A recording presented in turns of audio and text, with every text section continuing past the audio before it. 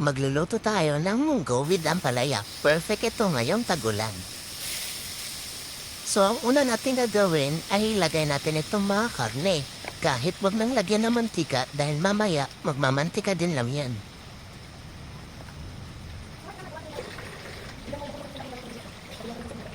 Antayin lang natin 1 minute, saka natin ihalo-halo. At kung makikita nyo guys, lumalabas na nga itong mantika na mga karne. Diyan naman na natin ilalagay yung mga condiments niya. Una natin ilalagay is yung bawang. Yan, hanggang mag-brown. Saka natin ilalagay yung sibuyas. Ihalo-halo lang natin yan. At ilalagay na rin yung luya.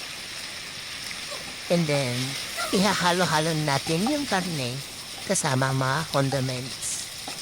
After nyan guys, saka natin ilalagay itong kamatis. Yan. Durug-durugin lang natin yung kamatis para kumatas pa siya lalo. Yan yung magsisilbing parang kulay ng karne. At pampalasa. Saka natin halu-haluin.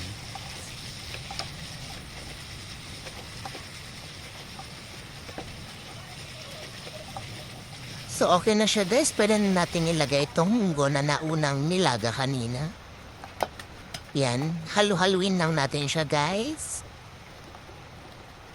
Bale sa munggo pala guys, depende na lang sa inyo kung gusto niyo masabaw or medyo tuyo. Pero ako kasi gusto ko yung medyo sakto lang ba. Maglalagay din tayo dyan ng pork cubes. Yan. Halu-haluin natin hanggang sa matunaw yung pork cubes. And then maglalagay tayo ng madig sarap. Para sumarap pa lalo.